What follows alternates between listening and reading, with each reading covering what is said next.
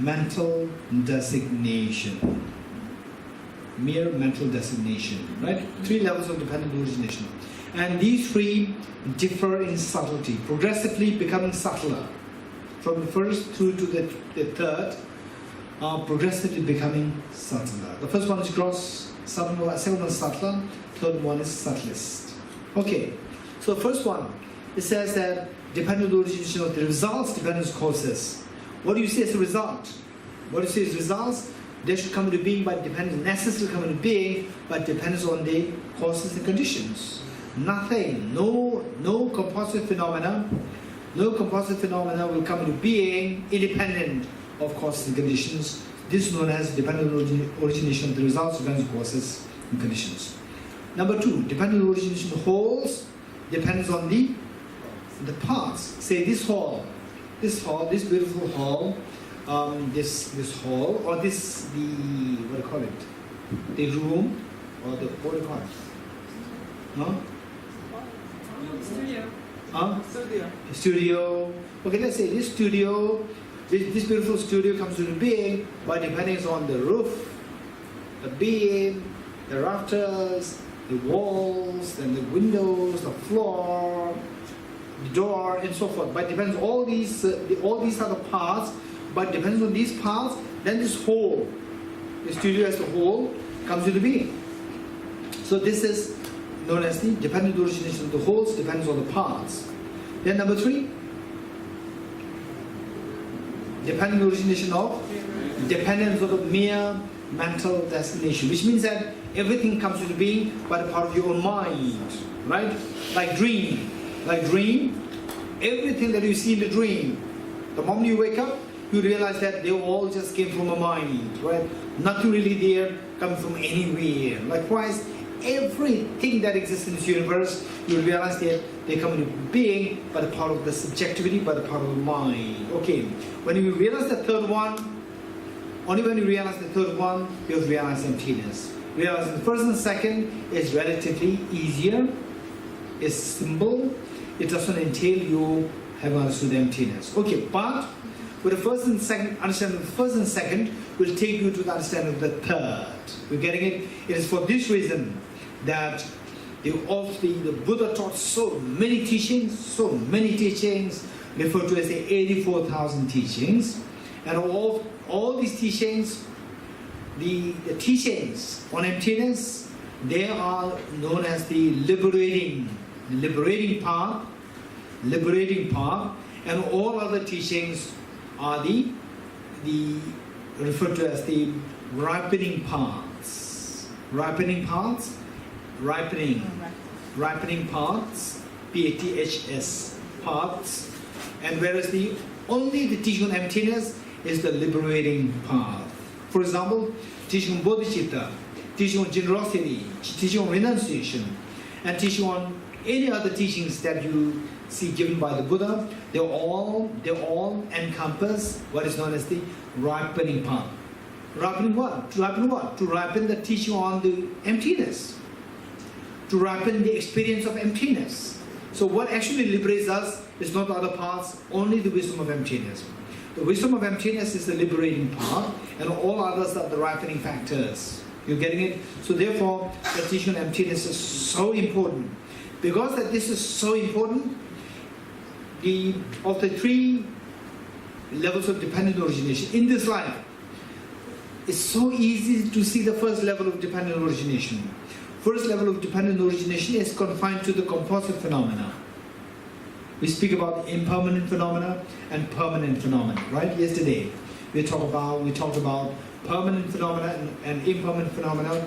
We also mentioned that the Buddha did not teach that everything is impermanent. We mentioned this, right? In Buddhism, many people say that, oh, in Buddhism, everything is impermanent. That's not true, right? Which means that a person does not know the Buddhist philosophy and Buddhist logic. So the point is that only composite phenomena are impermanent. Non-composite phenomena are not impermanent, they are permanent. You get it? Permanent doesn't mean that things exist eternally. This is not a connotation.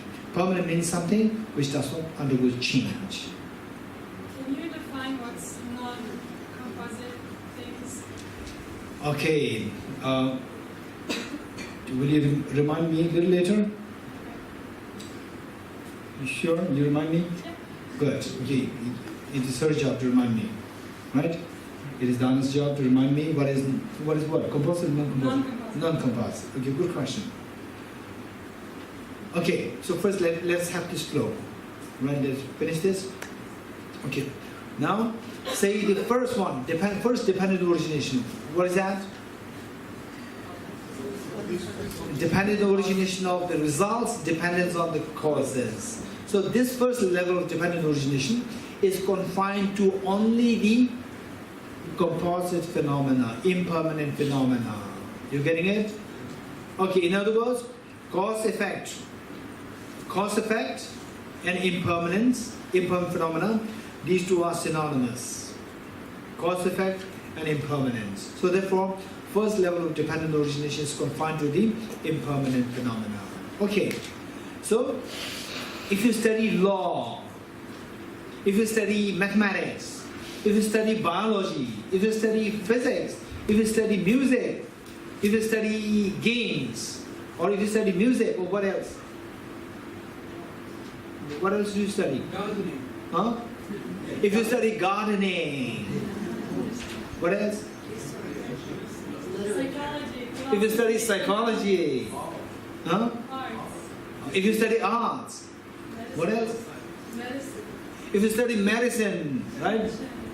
If you study engineering, mathematics, I said it. First I said it. Okay. Whatever study that you do, you see that they will talk about cause-effect relationship. You're getting it? The first level of dependent origination will automatically be included in the air, right? So dependent origination is what you're bound to be seeing, experiencing, hearing, people teaching you, and so forth. But emptiness, very rare. Because so rare, right? In next slide, Lama Tsongkhapa is advising us as to how to make it accessible, how to make yourself accessible to emptiness, even though you may not meet with the teacher who will teach you emptiness. How? By linking the experience of emptiness, dependent origination with emptiness. So in this life, what he's saying is that in this life you have to get experience of emptiness and dependent origin in this life, and connect the two so well that next life, even though nobody teaches you emptiness, when you see, hear dependent origination, automatically emptiness will be retrieved in your experience, right? This is so precious. Okay. So, from this, what we come to realize is that experience of emptiness on one hand, experience of dependent origination on the other hand, these two are like the two sides of the same coin. Two sides of the same coin, and the benefit of seeing emptiness. Benefit of seeing emptiness, we explained a lot yesterday and this morning as well. Benefit of seeing emptiness is that seeing emptiness, all your negative emotions will dissolve. Say, how many of you use tea strainer in your life? Raise your hands. Tea strainer. What is tea strainer in Hebrew? Huh? What is that in Hebrew? A tea strainer. Huh? Mesalene. Mesalene. Right? Mesalenet. Mesalenet. Mesalenin. Mesalenin. Okay, mesalanin. Right? Okay. So you have used the tea strainer, mesalanin, right? You use that? Okay. So what's the job of that? What's the job of that? To freely let flow the drinkable tea and hold back the tea residue, tea leaves. Right? What is not drinkable, you hold it and let freely flow the drinkable tea. Likewise, emptiness will serve as the tea strainer. It will freely let your positive thoughts flow. And it will hold back, it will stop all the negative thoughts. You getting it? All your anxiety, stress, fear, tension will be held back and removed. And your positive thoughts, compassion, ease of mind, mental tranquility, they will all flow very freely in your mind because of the wisdom of emptiness. This is so precious. And compassion. Okay. With this, before we go into the meditation emptiness explanation, plus the meditation, of course, in a simple way. Before we do that, I'd like to share one thing which is so important. That is, with this emptiness, what happens? Experience emptiness. This is the most fearless mind that exists in this universe. Right? This is the most fearless mind that exists in this universe. The wisdom of emptiness. Okay, when you have so much of weapon in your hand, when you have so much money, you feel the fearlessness. When you have the power, physical might, many soldiers in your hand, you feel the power and the fearlessness. And when you have the weapons, very destructive, very powerful weapons, you feel the power. The moment these weapons disappear, you feel weak. The moment the money disappears, you feel weak. The moment you say from the top position, you step down, you feel the weakness. Whereas the wisdom of emptiness will keep you fearless at all times. Whether you're rich, poor, power, say with weapons, without weapons, right? Under any situation, it will keep you fearless. So therefore, the wisdom of emptiness, we all crave for fearlessness. How many of you want fearlessness in your life? Okay, tell me, who are the ones who want fearlessness? The boys or the girls? Or the rich or the poor? Or the Buddhists or non-Buddhists? Everybody wants fearlessness. If somebody really wants fearlessness, the most fearless mind is a mental state. The most fearless mind is the wisdom of, not emptiness, the wisdom of emptiness. You're getting it? Okay, emptiness is with us every day, but the wisdom of emptiness is not with us. Right? So this, the moment you have it, you become so fearless. Right? Okay, one. Now,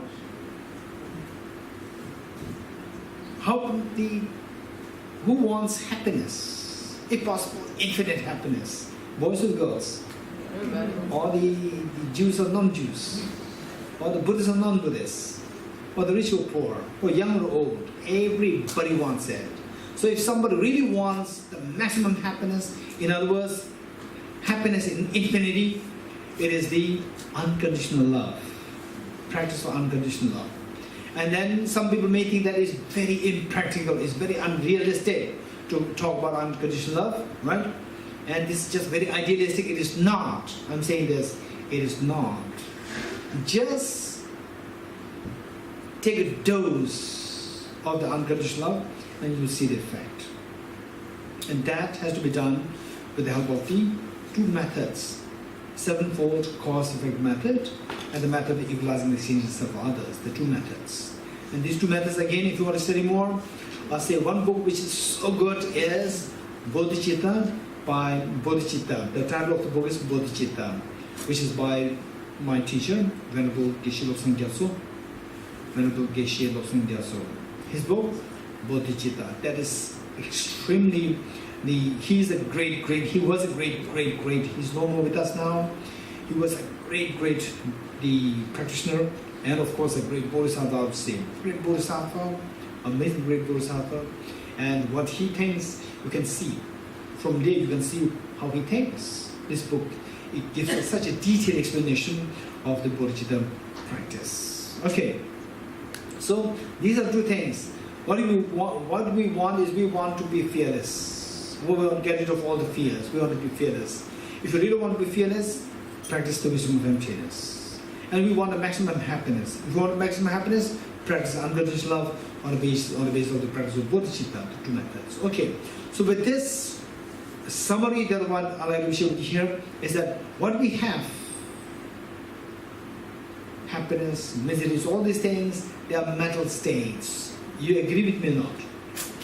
happiness, miseries, tension, anxiety, and all these things are mental states. You agree with me now? Yes. I'm not denying the external factors. External factors are there. External factors are the stimulus.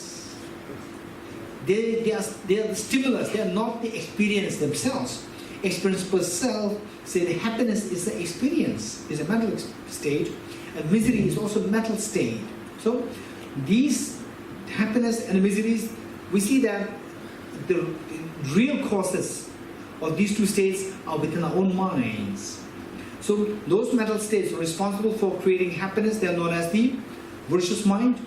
Those mental states which are responsible for creating miseries and fear, they are known as the non-virtuous mind. So we have two. And of course, when we speak about depression and so forth, it's not just, oh, somebody is going through depression, which means the person is very non-virtuous. This is not the connotation. Keep this in mind. Be very realistic, be very practical, always be very realistic.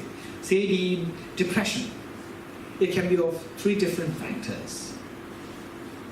One can be genetic, hereditary, genetic.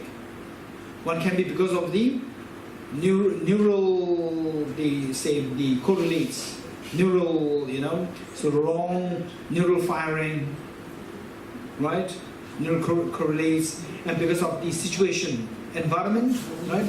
You create a new neural circuits, and new synaptic connections which are very unhealthy, right? Which are very unhealthy, which are where the synaptic connections are required, they all dissolve. Where unnecessary, they are newly created, and because of which then it becomes a very stable way of rigid way of thinking. That is the depression. That manifests in the form of depression in your mind, right? Okay, so this is more on the basis of the neurons, the brain. Then number three is your own thinking, self-made, right? The three. Okay. So with this, what we are saying is that all these negative thoughts, they are grounded on what is known as the self-referential ego. Right? Ego, this word is very strong word in English. Right? Very strong word in English. So I'll use this self-referential ego. And all these positive thoughts, they are somehow grounded on self-confidence.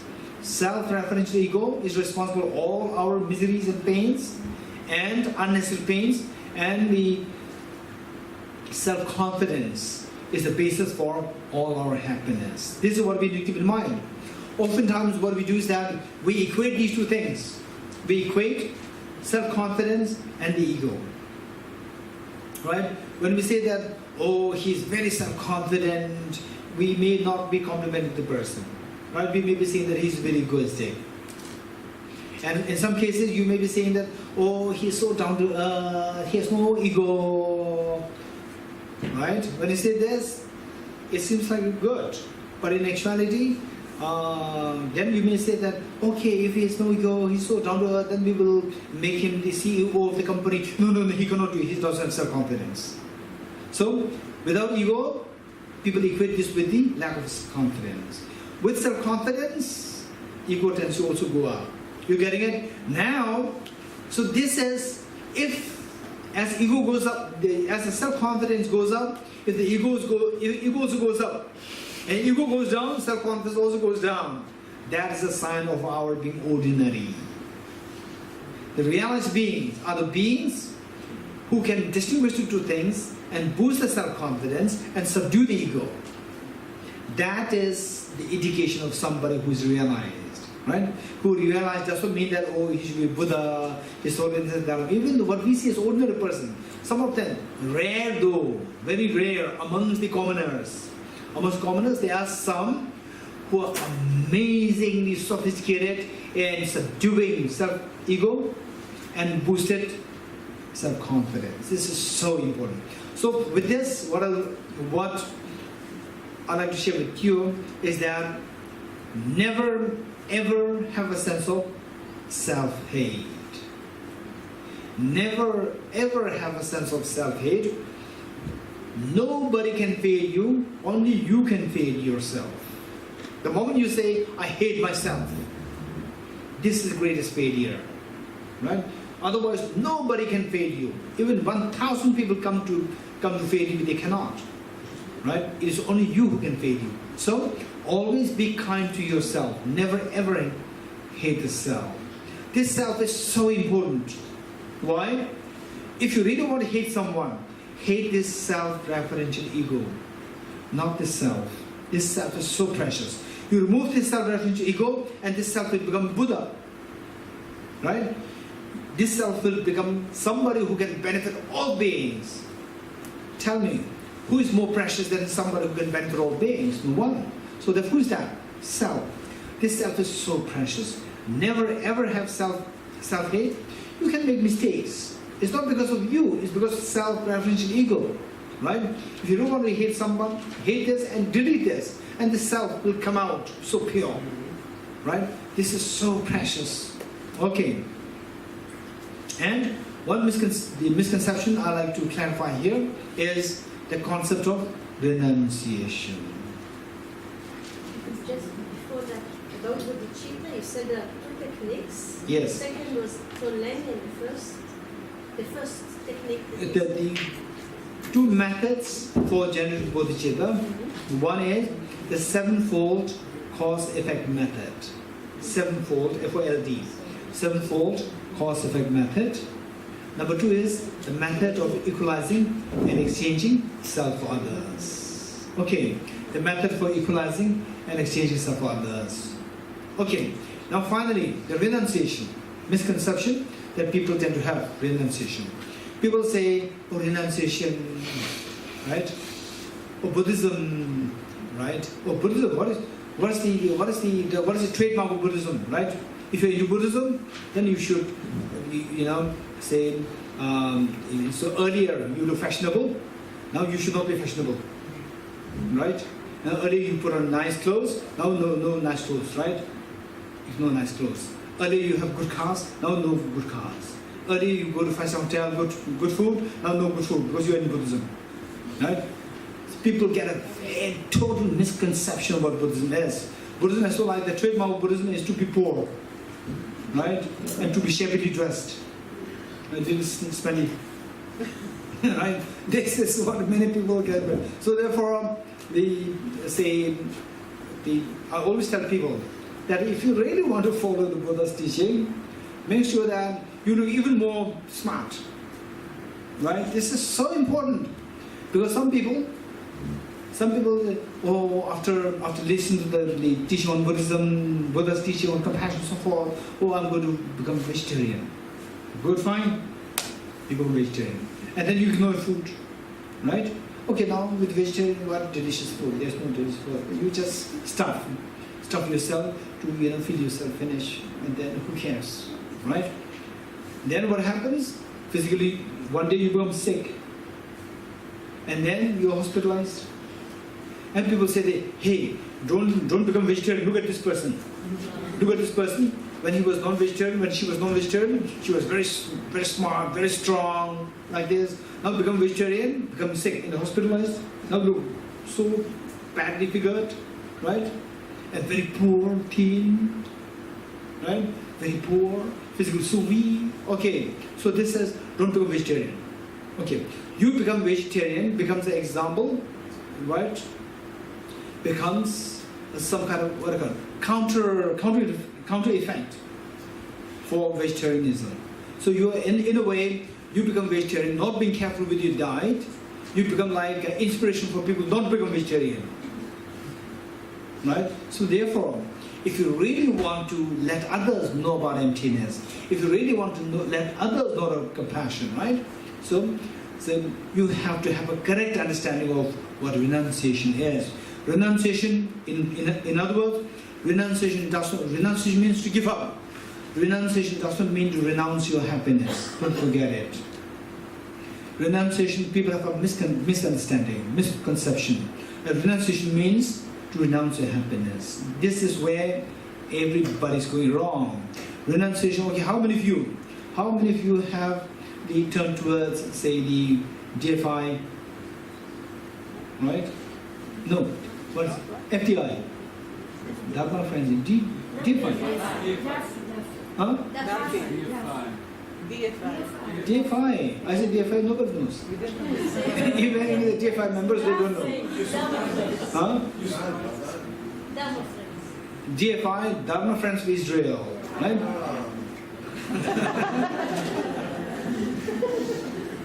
Okay, in this book, DFI, it is not IDF. Yes, everybody say Right? Okay, I learned IDF from the Shah. Right? So therefore, it is not IDF, it should be DFI. And, okay, so the point is that how many of you connect yourself with Dharma Friends of Israel? How many of you initially you connected with Dharma Friends of Israel, thinking that, okay, I have so much of happiness, Dharma Friends of Israel, please teach me how to get into my happiness. How many of you connect with Dharma Friends of Israel with this kind of thinking? I have so much happiness, I don't know how to get into happiness, please teach me, I want to renounce my happiness. Please teach me how to renounce my happiness. How many of you connected with Dharma Friends of Israel with this attitude? No one. Very likely, in most likelihood, that you might have your own teachers, that you're connected with the teacher, I have so much of problem. Please teach me how to remove my problem. This is how you connected. So therefore the teaching should be able to teach you how to remove your problem, not to remove your happiness. So renunciation does not mean to renounce your happiness. Right? Renunciation means to renounce your miseries, not your happiness. This is so important. People have a misconception. Oh, Buddhism means, Buddhism. What is the trademark Buddhism? That you should have a dirty bag with you. Dirty bag. You should get a fashionable bag. Now you discard this and dirty bag, right? And then you also walk slightly differently, right? Okay. And then you don't mix with other people. No, why should you not mix with other people? Mix with other people. What's wrong with that, right? Enjoy your food. What's wrong with that? Enjoy your good car. What's wrong with it? There's nothing wrong with it. Right? The point is, you came there to renounce your miseries, to renounce your stress, to renounce your problems. Do not renounce your happiness. Don't forget it. So the meaning of renunciation should not be misinterpreted. This way, we are not doing service to the Dharma. We are disservice to the being. We are being disservice to Dharma by saying that, oh, renunciation. You are not into Buddhism because you are trying to renunciation. Because you are still having fashionable clothes, good car like this. This is a total misunderstanding, right? But you said enjoyment is before you said enjoyment is a bait and it's of the nature of okay, so happiness, yes. Did I say that enjoyment is the suffering? No. What did I say? the bait. No. Before yesterday, I don't think I used the word bait yesterday. No, today. What I'm saying today, you said. What I'm saying is, did I say that happiness is misery? Did I say this? Huh? No. Huh? Did I say happiness is misery? I never said it. No, enjoy your good car. You said enjoy your car. No, this morning. you said good feeling is also Okay, this morning, did I say that? Did I say that happiness is misery? Yes. Did I say that this morning? Did I say that good feeling is misery? Good feeling is suffering. If you think that I said this, I did not say this. If you think I said it, don't leave this hall. You said it's a bitayon, you didn't say it's a bad thing. Huh? It's of suffering nature. This morning, Good feeling is of suffering nature. this is the confusion. I never said it. What I said is, good feeling of the ordinary people. The good pleasant feelings ordinary people have. Before you reach Paragate. I mentioned this, you remember? Before you reach Paragate, I even joke by telling how many of you are in the first Gate, how in the first, second Gate. What happened to these talks? They all disappeared. Right? So why I said this is, happiness that we the ordinary beings experience, they are all suffering nature. You're getting it? All suffering nature. Then, what do you mean the ordinary people? Again, I defined it. That is, somebody who was before